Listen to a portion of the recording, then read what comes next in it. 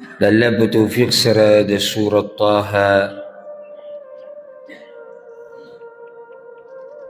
94 نمبر آیت من ختم کړو، 94 نمبر. اوس مې شروع کو د 95 نمبر آیت نه. په دې اخرني آیتونو کې هغه واقعه بیانېده چې کله موسی علیه السلام لاړ مقرر وخت دپاره او د الله سره یې خبرې وکړې، 40 شپې هلته تېرې کړې. چې کله راغی نو قوم یې په بله فتنه کې اخته شوی او د سخي بندګي شروع کړې وه، او دا طریقه ورته سامري ښوولې وه.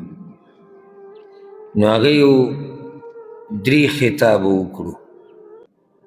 اولنۍ خبره هغه د قوم سره وکړه چې تاسو دومره صبر نشو کولی، دغه یو څو شپې وې او تاسو د هغه لوز خلاف ورزي مو وکړه.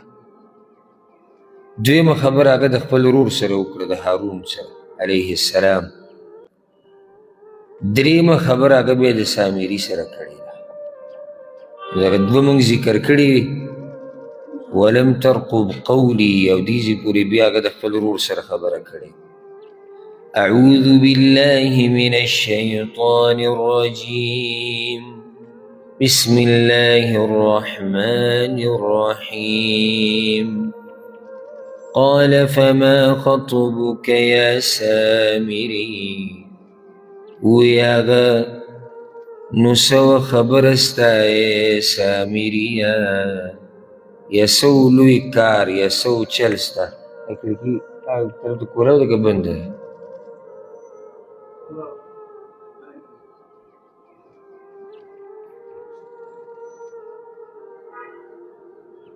موسی علیه السلام هغه ته ووایي چې ستا څه قیصه ده او ستا خپله خبره وکړه،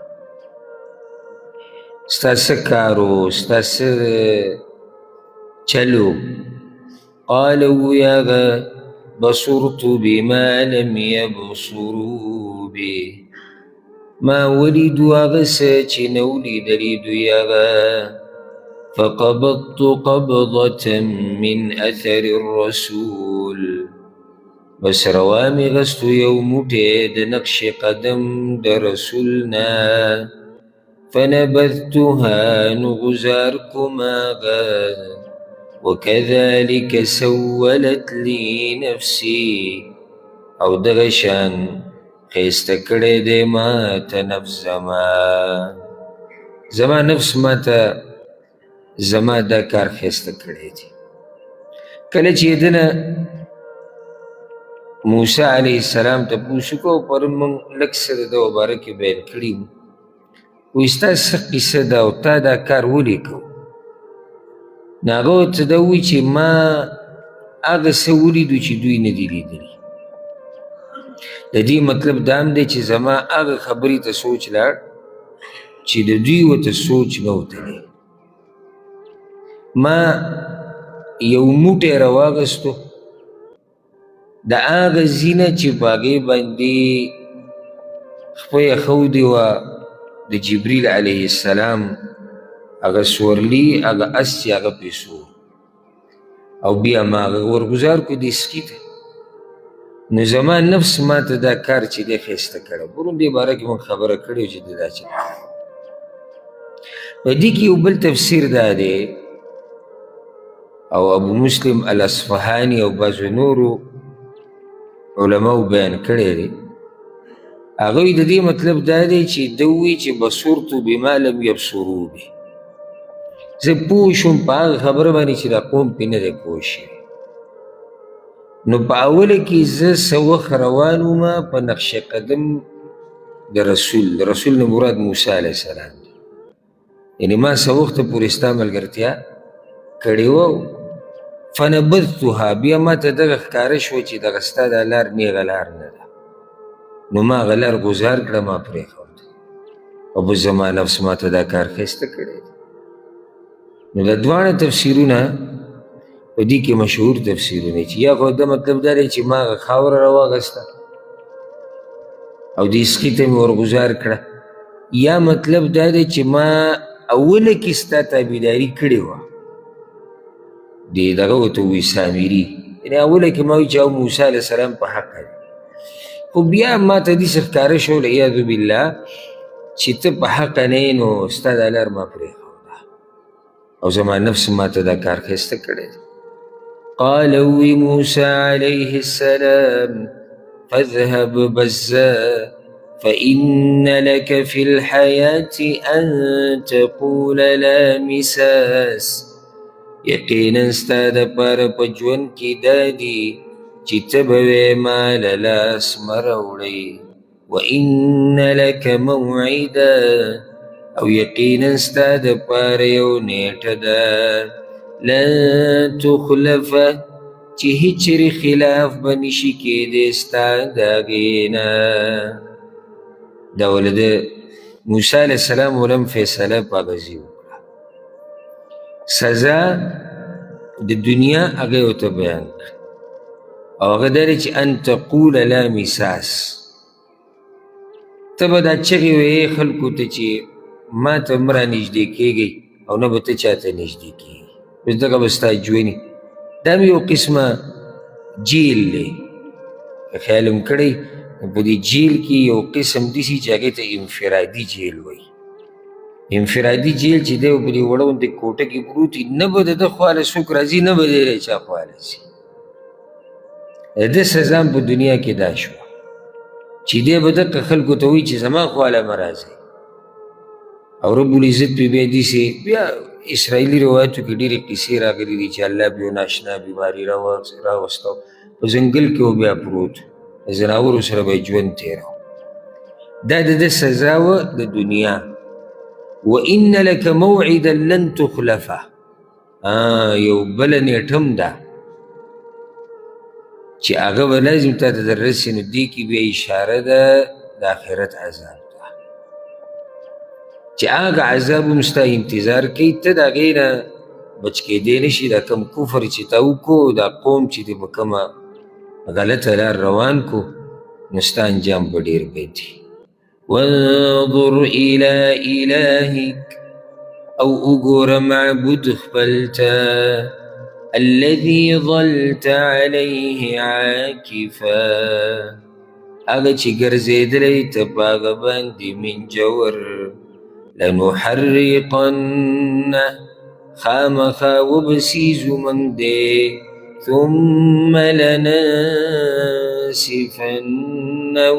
في اليم نسفا، بیا به یې والوزو په دریاب کې په الوزولو سره. دا خو ستا د دې معبود سره به موږ دا کار وکړو. معبود نه مراد څوک دی؟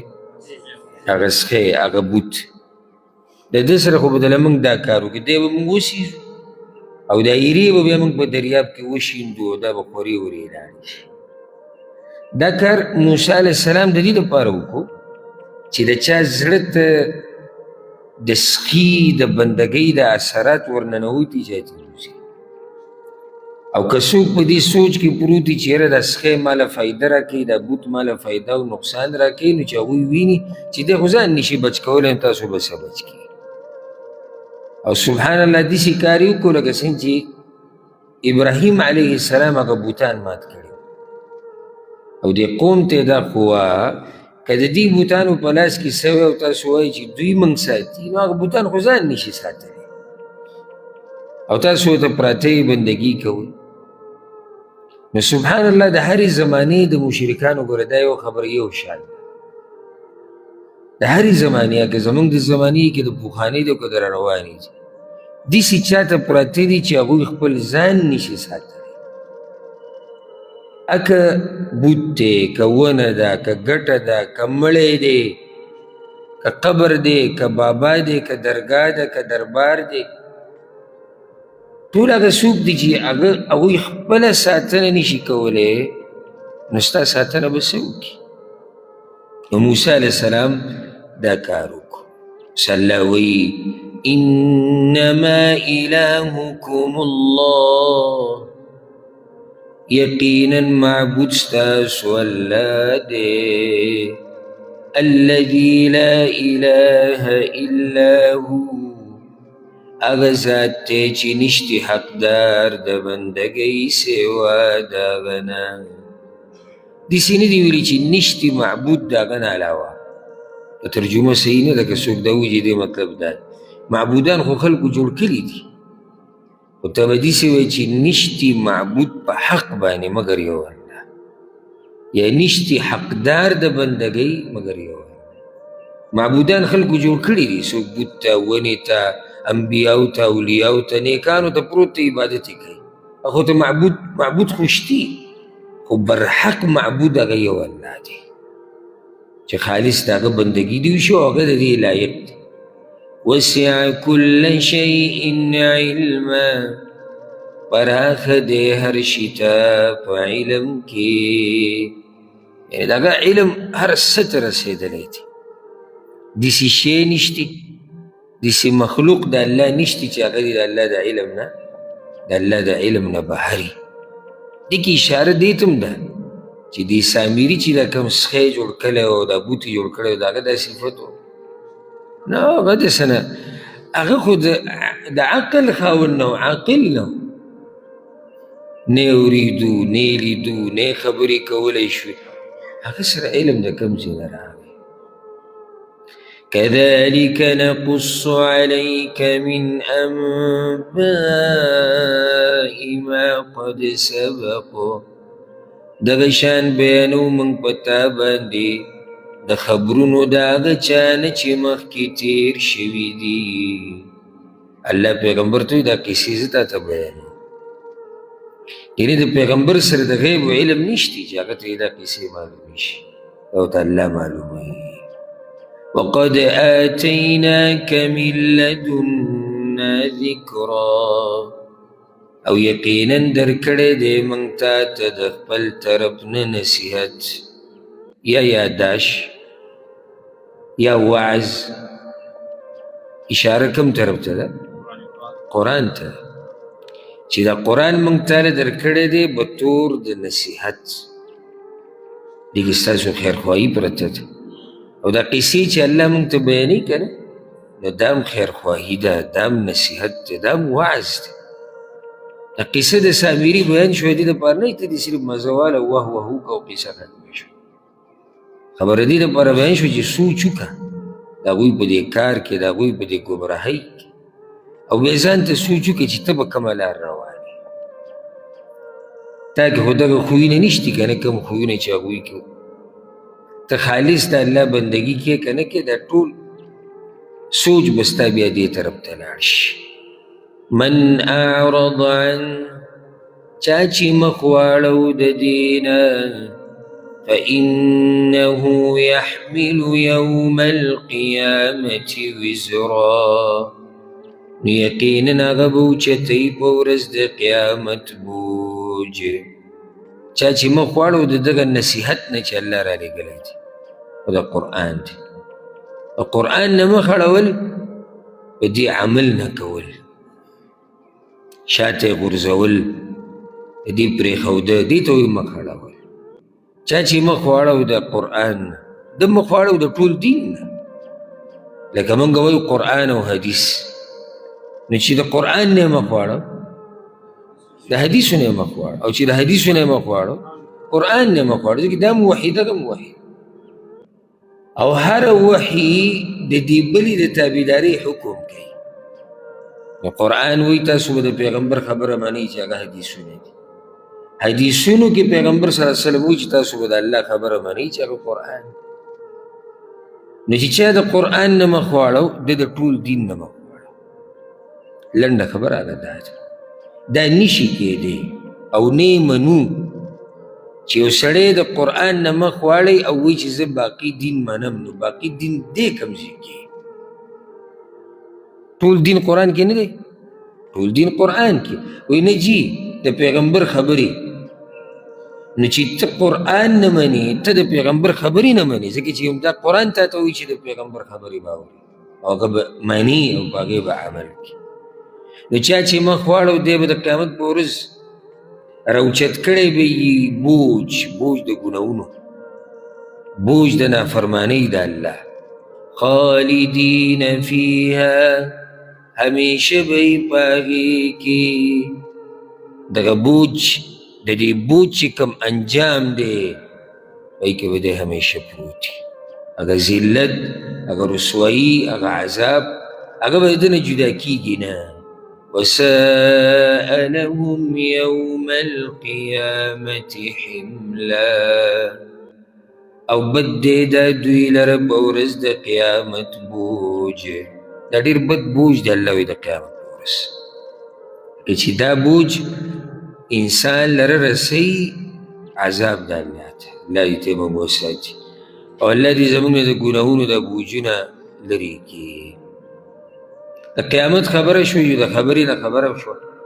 یو مخکې پکې الله د قیامت بعض احوال بیان کړو قیامت په ورځ به څه کېږي یو لویه سخته ورځ ده قرآن کې ځای په ځای الله رب العزت د قرآن د قیامت عفوا د قیامت احوال بیان کړي دي په ورځ به دا وي په ورځ به دا کوي مقصد هغه یره ورکول دي مقصد هغه دا دی چې بیدار شه ای بنده دغه یو لویه ورځ را روانه ده یوم ینفخ فی الصور په کومه ورځ چې پوکې به وکړی شي په شپېلۍ کې ونحشر المجرمین او راجمع به کو مجرمانو لره یومئذ زرقا په دغه ورځ تور مخي یا شین مخي یوم ینفخ فی الصور کوم ورځ چې شپېلۍ به ووالی شي یا پوکې به وکړی شي په شپېلۍ کې نو دا نافخ څوک دی څوک چې پوکې کوي اسرافیل علیه السلام او د دوه پیرې به کېږي سورت قرآن کې الله رب العزت دا خبره ذکر کړې د سورت الزمر کې ونفخ فی الصور فصعق من فی السماوات ومن فی الارض الا من شاء الله اول پیر چې پوکې وکړی شي په دې کې نو په خلکو باندې به بیهوشي راشي خلک به ختم شي هر څه به ختم شي ثم نفخ فیه اخرى بیا بله شپېلۍ چې کله او په منځ کې څلوېښت کاله دي په دویم پیر چې بیا په شپېلۍ کې پوکې وکړی شي فاذا هم قیام ینظرون دا خلک به ولاړي ګوري به دا بیا هغه شپېلۍ ده یا هغه پوکې دی چې په دې سره به خلک ارض محشر ته رواني او مجرمان به په دغه ورځ د یرې د لاسه به د هغوی رنګونه بدل شي د هغوی د مخونو رنګونه یا د هغوی د سترګو رنګونه او دا په دنیا کې هم داسې کېږي یره وي دومره غم پرې راغلی دا مخ یې تک تور شوی دی وایي دا مخ تور شي شین شي دلته دا زرقه مطلب شین ودي دا ټول په یو معنی کې استعمالیږي مخ تورېده بعض خلک یې تعبیر کوي مخ یې تور شوی او بعض وایي مخ یې شین شوی او دغه شان سترګې د سترګو دا رنګ او په دې کې اثرات راښکاره کېږي د غم د لاسه الله یې د هغه ورځ د غمونو نه موږ وساتي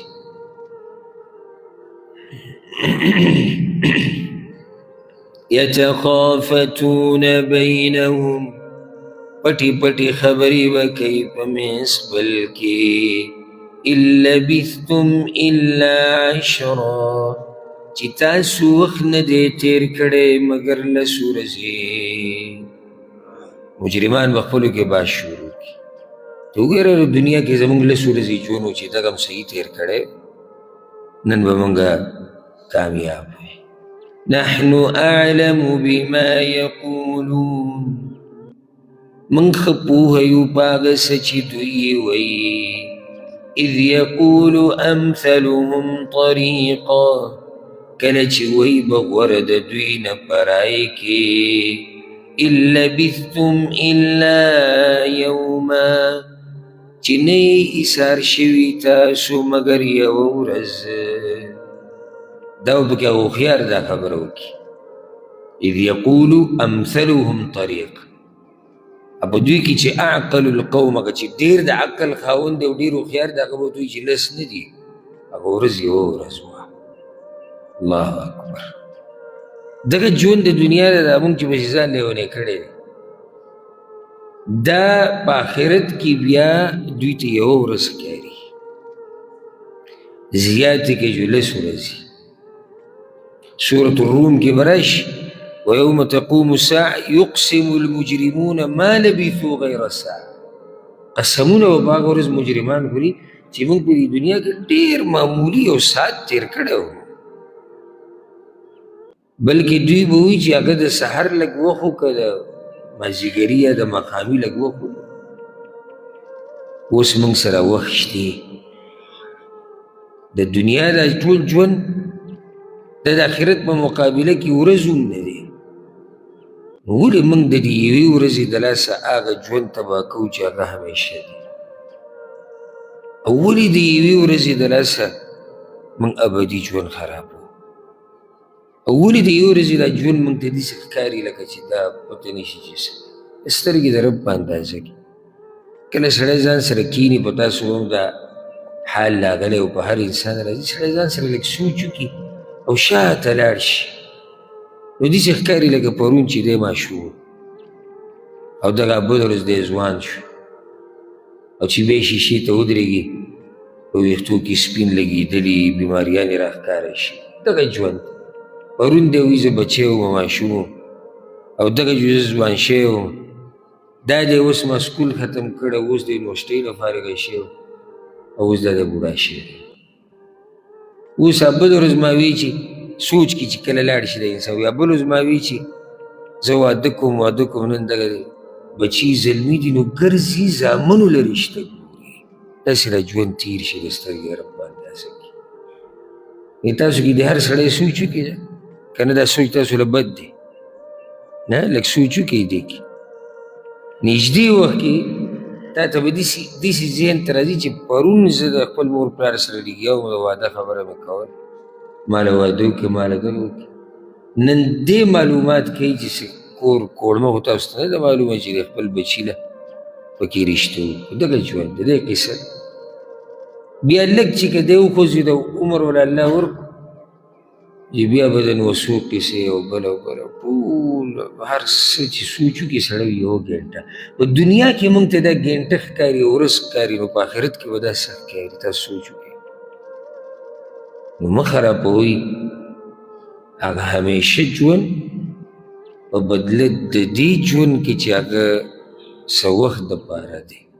که په دې ژوند کې ما او تا لږ په عذاب هم شو نو دا دومره د نقصان خبره نه ده، خو د نقصان خبره دا ده چې هغه لوی ژوند هغه د انسان خراب شي. الله دې په موږ باندې رحم وکړي.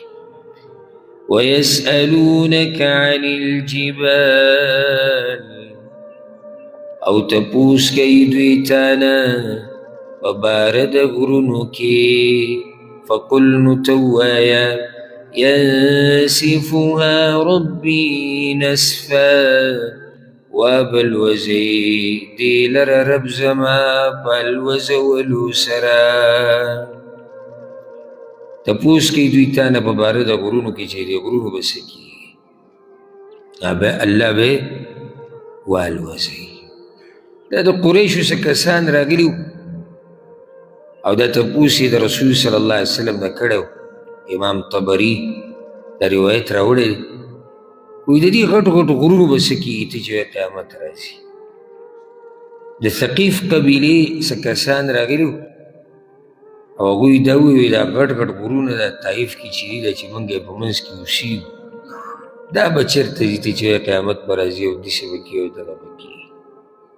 او دا سوالونه ټول د هغوی دا استهزا و مسخره یې کوله، دا نه چې ځان یې پوه کوو، استهزا یې کوله چې د دې لوی مخلوق سره به څه کېږي. الله یې جواب ورکړو چې دا به الله والوزي، دا به ذره ذره شي او دا ځمکه به داسې هواره شي چې دې کې به داسې نه وي چې دا لوړه ده او دا جوره ده. را به شي انشاءالله تاسو به ځای په ځای واورئ، خصوصا په دې اخرنیو سپارو کې دا خبره ډېره الله کړې. وإذا الجبال سيرت، الله وی دا غرونه به روان کړی شي. وبست الجبال بسا فكانت هباء منبثا، سورة الواقعه کې الله به داسې والوځي لکه دوړه. بعض ځایونو کې الله ویلي داسې به والوځولی شي لکه مالوچ چې الوځي. مخلوق د الله دی او رب العزت پې قادر دی چې هر څه ورسره کوي. قیامت ډېر عجیبه احوال دی او هغه څه به کېږي قیامت راتلو وخت کې چې هغه اوس انسان سوچ وکړي نو سړی وایي چې دا ډېر غټ څه به کېږي او دا به کېږي ځکه چې دنیا ختمېده دا وړه خبره نه ده. فیذروها قاعا صفصفا نو پرېږدي دا ځمکه میدان ښویه لا ترى فيها عوجا ولا امتا نبینی ته په هغې کې کوږوالی او نه ډېره کوي. داسې به الله هواره کړي داسې میدان به دې جوړ کړي که چې په دې کې به لوړه جوړه هغه به نه په یو ګوټي چې ودرېږي بل به راته ښکاري، په هغه بل چې ودرېږي نو دغه یو به راته ښکاري. يومئذ يتبعون الداعي لا عوج له په دغه ورځ به دوی رواني په اواز کوونکي پسې نه به یې کوږوالی هغې لره.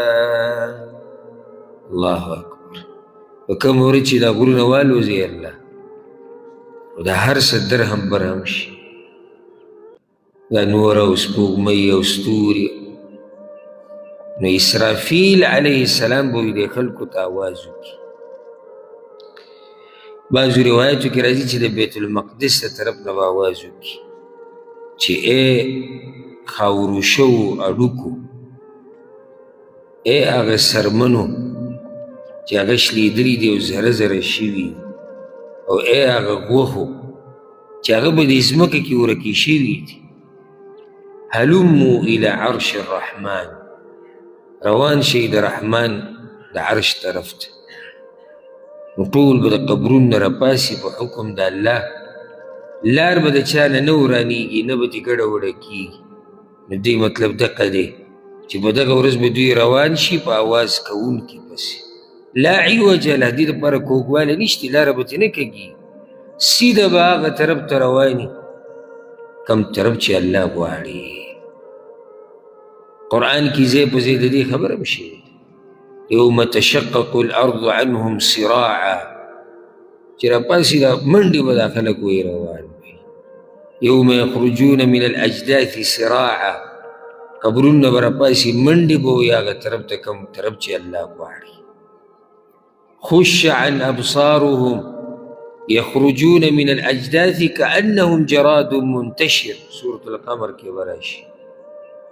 رپا بسی سترګې به د ذلت نه ډکي، قبرونه به راپاسي منډې به وي لکه مولخان چې یې خواره واره، داسې به دا مخلوق رواني د الله رب العزت طرف ته. وخشعت الاصوات للرحمن، او غلی بشي اوازنا رحمن ذات فلا تسمع الا همسا، نو نبا اوريت مگر کشاري. ډېر هیبت تلاس ډېر یری دلاسه به خلک غلي او بیا دا چې دا واوري چې رحمان په خپل راځي حساب کتاب او الله په خپل راځي حساب لري. نو داسې مقام دی او داسې وخت دی چې د خلکو اوازونه به بند شي. وخشعت الاصوات للرحمن. دا په دنیا کې هم داسې کېږي، کله په انسان باندې سخته راشي بس دی بیا خبرې نشي کولی. که خیال هم کړی کله چې غم کې سړی کیني نو دا خلک ټول گپ شپ لګي، ټول غلي ناسي خاموش. غم یو اثر یو زوري دی وزني، د غم هغه وزن سړی غلی کړي. نو سوچ وکړي چې دغه به څومره لویه غم وي چې کله وي الله ته د مخامخ کېدو وخت راشي او د حساب کتاب وخت راشي او ستا د ژوند ټوله خلاصه دا څه کړي دي څه دي نه دي کړي هغه تا ته بیانېږي. وخشعت الاصوات للرحمن، ټول اوازونه به په هغه ورځ هغه غلی شي. فلا تسمع الا همسه. او د همسه دا معنی د کشارې، نور بسنی خو د خپو د کشاري باوري چې دا خلک کوزي را کوزي. یا د سا غستو د آواز نه دی، دا چې زړه درزیږي او دا سا په زوره زوره بیا دي خلک د غم د لاس سره باندې چې کیفیت هم راشي چې سا په زوره زوره دا به اوري. یا بعض چا ویلي دي که خبرې کوي نو صرف هسې د هغه شونډو هغه خوځېدنې دي هغه به یې بس، نور به اوازونه یې چا نه راوځي. سورة هود کې الله وی یوم یأتی لا تکلم نفس الا بإذنه. یو داسې ورځ را روانه ده چې په هغه ورځ به څوک خبرې نشي کولی مګر په اجازت د الله. یومئذ لا تنفع الشفاعة، په دغه ورځ به فایده نه ورکوي سفارش. ګوره هسې یو فایده د ذکر کړم چې د قرآن دا ترجمه څومره لازم ده. الله وی په دغه ورځ به فایده نه ورکوي سفارش مخکې الا من اذن له الرحمن، مگر هغه چاته چې اجازت ورکړي هغه ته رحمان، ورضي له قولا او راضي د هغه په وینا. یو سړی دی د قرآن تلاوت کوي او دیزې ته راورسېد یومئذ لا تنفع الشفاعة، په دغه ورځ به فایده نه ورکوي سفارش، او تلاوت یې به دیزې ختم کړو. ته مصروف به ډېر ځای کې معنی هغه شان نه شو کوم چې مراد د الله دی. د خو مطلب دا شو چې د قیامت په ورځ د سفارش د سره فایده نه ورکوي. دا خبره صحیح ده که غلطه ده؟ غلطه ده. فایده کافر له نه ورکوي بیا صحیح ده. او دغه ورځ به سفارش فایده نه ورکوي الا د هغه چا دپاره سفارش فایده مند دی چې اجازت ورکړي هغه ته رحمان چې او ته سفارش وکړه، او کیږي به د هغه چا دپاره چې ورضي له قول او رضا یي د هغه په وینا باندې رحمان. دا نږدې ورځو کې موږ د سفارش شرطونه ذکر کړي. یو ګوره یو شرط هغه د دواړو سره تعلق ساتي چې د دواړو نه به راضي الله. څوک چې سفارش کوي او د چا دپاره چې کوي د دواړو نه به الله راضي. دویم شرط هغه تعلق ساتي د هغه چا سره څوک چې سفارش کوي چې ده ته اجازت د الله میلاو شي. دا دوه شرطونه شو، اجازت د الله او رضا د الله. چې دا پکې نه وي سفارشونه څوک نشي کولی. چې اجازت الله نه یې کړی څوک ړقېدی نشي، خبرې څوک نشي کولی، پاتې له سفارش. څنګه به یو سړی د الله په در کې خبره کوي د سفارش او الله ولې اجازت نه دی ورکړی؟ که پیغمبران دي که ملائک دي که ګډ خلک دي. او بیا دې ته سوچ کوو نو د هغه چا په باره کې به سفارش څنګه وشي چې هغه الله ترې ناراضه دی او د الله دشمن دی، او الله نه راضي کېږي مګر د موحدینو نه چې عقیدې د توحید. نو بیا دوی دپاره سفارش د څه کېږي چې الله ترې راضي دی. مطلب دا دی عقیدې د توحید ده خو مجرم دی، ګناهونه یې کړي، نافرمانیان یې کړي دي. نو د دپاره چې د سفارش وشي دا د ده په دغه ګناهونو کې چې هغه د شرک نه او د کفر نه واړه ګناهونه دي هغې کې به سفارش کېږي. دې باره کې خبره مخکې شوې او دا خبره دلته به دې ذکر شوه چې د مشرکانو ته دا خبره رایاده کړي. که تاسو دا وایي چې زمونږ باباګان دي او زمونږ بوتان دي او زمونږ پلانې دي او زمونږ علانې دي، نو دا ټولې پالتو خبرې دي. چې په هغه ورځ سفارش هغه ټول د هغې اختیار د الله په لاس کې دی. یعلم ما بین ایدیهم وما خلفهم، پوهېږي الله په هغه څه چې مخکې د دوی نه دي او هغه چې وروستو د دوی نه دي. ولا یحیطون به علما، او نشی را گیرولی دوی اللہ لرب علم کی څومره مخلوق چې به الله ته ودرېږي د قیامت په ورځ کنه الله وایي د دوی مخکې څه دي دوی شاته څه دي ټول ماته معلوم دي شاته دنیا کې څه پرېښودي دي مخکې څه لېږلي دي آخرت دپاره دې ټول علم د الله سره دی هر چې دا مخلوق دی نو دوی الله لره په علم کې نشي راګیرولی یعنې مخلوق سره د الله په باره کې ټول علم نشتی څه نه څه علم د دوی سره د الله په باره کې دی د الله داسې شان دی چې څوک یې په خپل علم کې نشي راګیرولی دا موږ چې څه وایو که نه د الله په باره کې او کیدای شي یو سړی دې سوچ کې لاړ شي چې څومره ډېرې خبرې د الله په باره کې وشو څومره عجیبه او څومره ښه نو دا یاد ساته چې دا ساس کې لکه د دریا په مقابله کې یو ساس کې د دریا په مقابله کې دا الله رب العزت لره به څوک راګیر کړي په علم کې وعنت الوجوه للحي القیوم او جذبی مخنا تل ژوندي ذات ته القیوم چې نظام چلونکی دی په هغه ورځ به ټول مخونه عاجزوي د الله په مخ کې یو هسې د خوشحالۍ خبره ده امیدونه ورسره د انسان پیدا شي د آیت ته وګوره د 108 نمبر آیت چې دی وخشعت الاصوات قرآن ویل خو درېږي وخشعت الاصوات للرحمن بیا د 109 آیت ته وګوره الا من اذن له الرحمن په دواړو ځایونو کې د الله نوم چې کوم ذکر کېږي الرحمن ذکر کېږي حالانکې خبره د قیامت روانه ده نو داسې الله نه دي ویلي چې په دغه ورځ به اوازونه غلی شي جبار ذات ته قهار ذات ته او په دغه ورځ سپارش به نه کېږي مګر چې اجازت وله ورکړي قهار ذات جبار ذات زورور ذات دی نو رحمان یې ویلی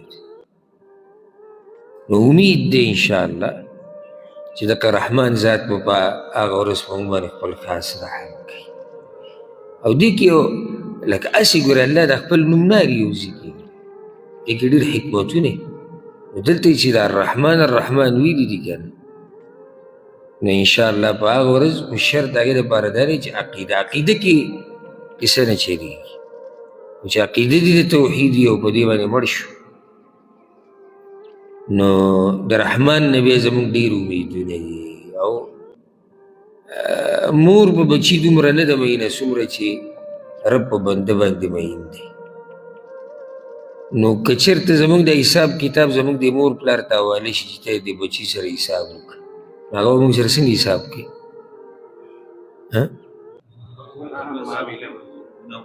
د رحم معامله به کوي که مور پلار ته زموږ حساب حواله شو نو هغوی به موږ سره د رحم معامله کوي نو بیا د هغه رب په باره کې څه وایي چې هغه په موږ باندې د مور پلار نه زیات مهم دی خو دومره ده چې انسان خپل کوشش کوي نور که موږ ځان خاورې کړو د الله په عبادت کې بیا هم د الله حق ادا نه کړو خو سړی بیا هم دی کې هغه کوشش کې کوي که نه نو رب العزت بیا دغه ګناهونه او دا کوتاهیانې دا ورته معاف کړي الله دې به موږ رحم وکړي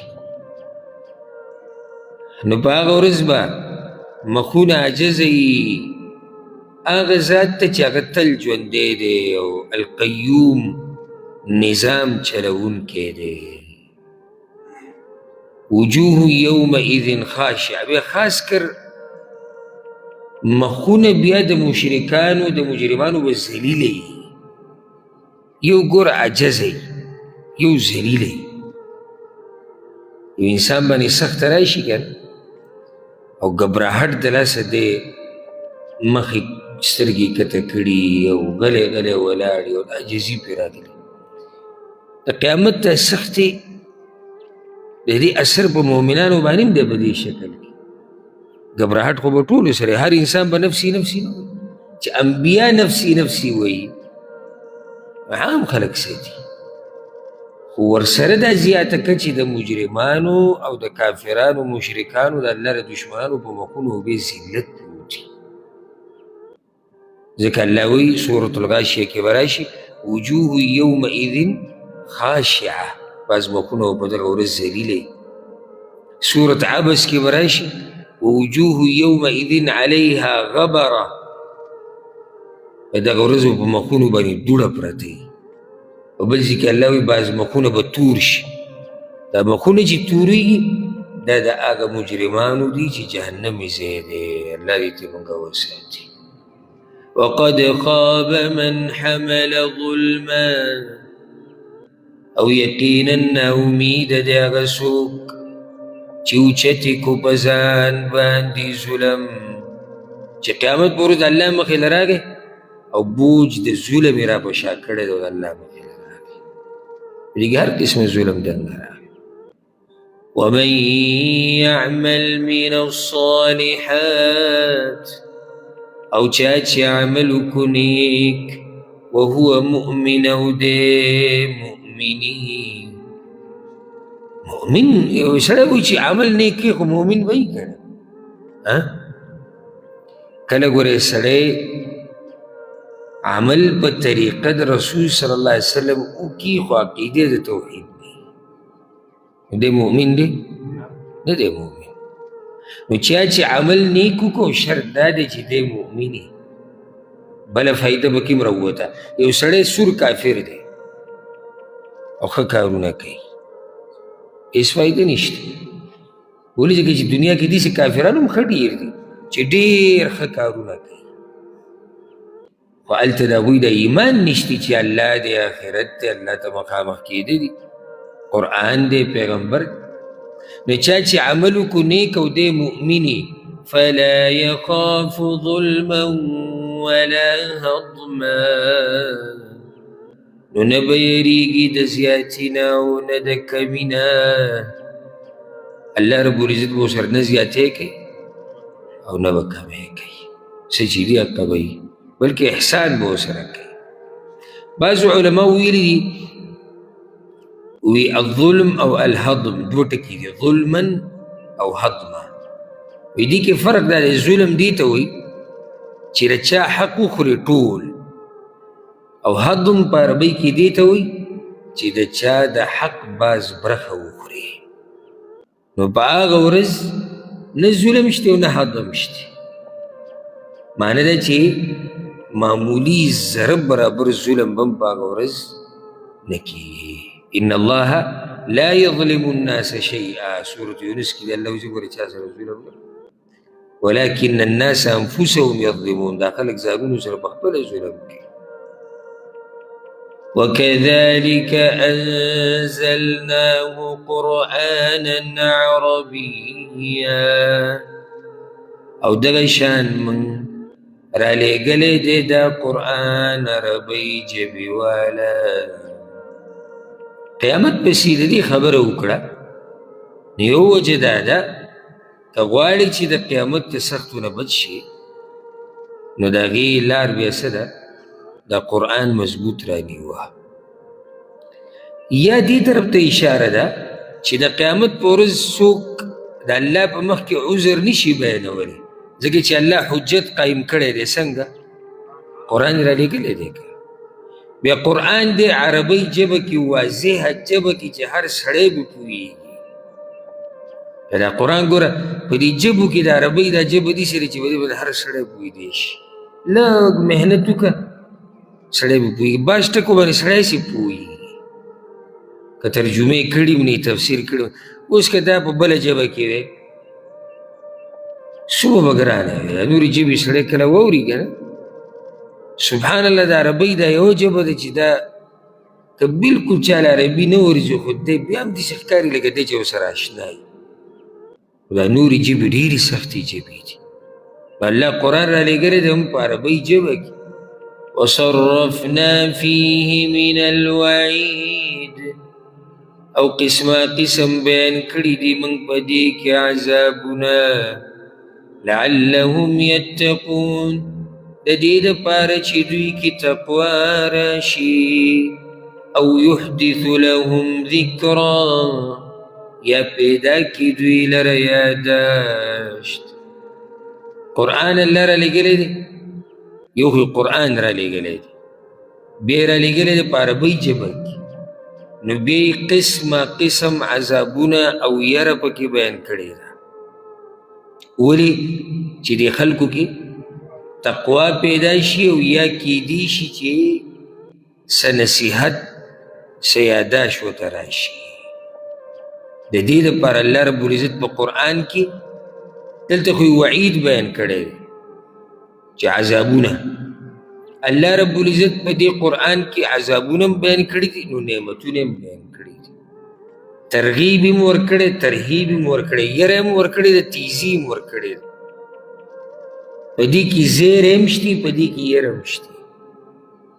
دا ټول دې دپاره چې سبا د قیامت په ورځ د الله په مخ کې څوک څه ونه وایي چې یا ما ته خبره نه وه رارسېدلې، یا زه چا یرولی نه وم، یا چا ما له تیزي نه وه راکړې، یا چا ما ته امید نه و ښوولی. نه، په دې کې یو خبره هم د قیامت په ورځ هغه قابل قبول نه ده. فتعالى الله الملك الحق، نو اوچت دی الله چې باچا حق دی، چې د قیامت په ورځ ټوله باچایي د هغه ده او ټول مخلوق به د هغه په مخ کې عاجزوي، او بیا دا قرآن را لېږلی دی او دا احسان یې کړی دی، نو اوچت دی هغه باچا چې هغه حق باچا دی، هغه باچا چې د هغه باچایي حق ده، د هغه بندګي کول حق دی. ولا تعجل بالقرآن، او تعدي مکوه په قرآن سره، من قبل ان يقضى اليك وحيه، مخکې د دې نه چې پوره کړی شي تا ته وحي د هغې. وقل رب زدني علما، او وایه ای ربه زما زیات کما لر علم. په منځ کې پکې دا خبره راغله، د قرآن خبره وکړه چې الله قرآن را لېږلی دی په عربۍ ژبه کې، قسمه قسم عذابونه او یرې پکې بیان شوي. نو اوس دلته منځ کې دا ووایي چې ته تعدي مه کوه.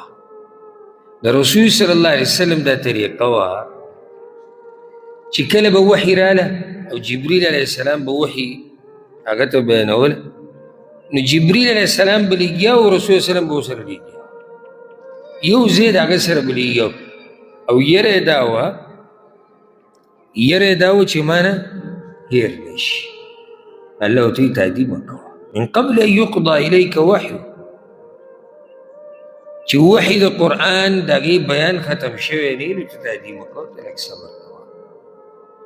سورة القیامه کې به راشي الله ورته وایي فاذا قرأناه فاتبع قرآنه، کله چې جبریل ستا په مخ کې قرآن لولي که نه، نو ته په هغې پسې بیا لوله، د هغه سره یو ځای مه لوله. نو دلته به جبریل علیه السلام لګیا، دلته به رسول صلی الله علیه وسلم چې دی ورسره شونډې خوځولې. الله ورته تسلي م ورکړه چې ان علینا جمعه وقرآنه، ته غم مه کوه، د دې قرآن ستا په سینه کې جمع کول دا زموږ کار دی. نو دې ځای کې یو تربیت وشو او موږ ټولو ته دا ادب وښوی شو چې علم به څنګه زده کړې. د استاد سره به یو ځای نه یې لګیا، بلکې د استاد خبرې ته به غوږ کېدې. اول د ده خبره پوره واوره، د هغې نه بعد بیا خپله خبره کوه. بعض کسان داسې چې هغه چاله نمبر هغه نه ورکوي، ته به خبره کوې، ستا د خبرې په منځ کې به دی خبره کوي، او دا ادب عام هم یې زده کوي. ګورئ ښه، عام دا ادب یې زده کوي. هسې هم چې مجلس کې ناستې که نه، چې څوک خبره کوي ته منځ کې هسې مه راډان کړه، ډېره لویه بې ادبي ده. زه خو دې ته لویه بې ادبي وایم، الا دا ضرورت راغی خبرې ته یا هغه تپوس وکړو، خو پرېږده چې دا سړی خپله خبره ختمه کړي، بیا د هغې نه بعد ته خبره وکړه. اوس که د خبرو مشینې خبره یې نه ختمېږي، یو نیم داسې کړله که ته ورته کېناستې سهار کېږي. نبی هغې کې که سړی منځ کې راودانګي دې دپاره چې لږ اوس مخنیوی وکړي د دې سیلاب او د دې طوفان کوم چې راغلی دی نو هغه څه خبره نه ده. خو عامو حالاتو کې ادب د مجلس دا دی چې یو سړی خبره کوي نو بل به پکې نه رادانګي، پرېږدي چې هغه خپله خبره پوره کړي بیا ته خبره کوه. یو نیم خبرې ته دې نه پرېږدي او دا ټکی به ووایي ستا په خوله خبره ده خو هغه نو چې زما په خوله خبره ده خو ته کولی شې که نه زر به دا وزر اول بیاني نو دلته به دی وچیړي نو چې هغه بل هلته خبره شروع کړي دی ورته بېادبي دي ما بېده په خوله خبره ده خو هغه بېادبي د څه شي ما بېادبي نه خو تا بیخ دې ولې وویستو او اوس وایي بېادبي ما به د ده په خوله خبره چې چا په خوله خبره سړی بیا لږ صبر وکړي.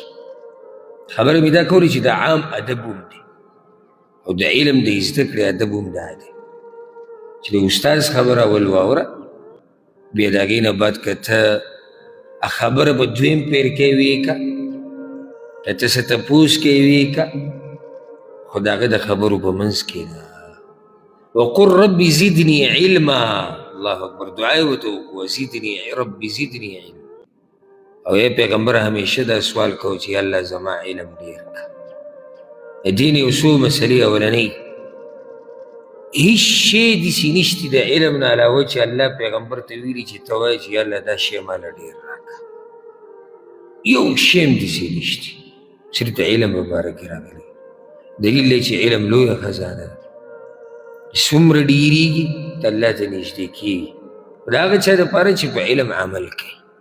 دویمه خبره دلیل دی په دې باندې چې پیغمبر سره کامل علم نه و پوره علم صرف د الله سره دی څه نه څه علم الله پیغمبرانو له ورکړی چې هغه د امتیانو د علم نه ډېر زیات دی او د الله د علم په مقابله کې هغه ډېر لږ علم دی. که چېرته علم پوره وی نو بیا د دعا څه مطلب شو خو د دعا مطلب څه شو چې علم پوره نه دی نو یا الله ته زما د علم ښه ډېر که نو دا دعا تاسو هم غواړئ ربي زدني علما.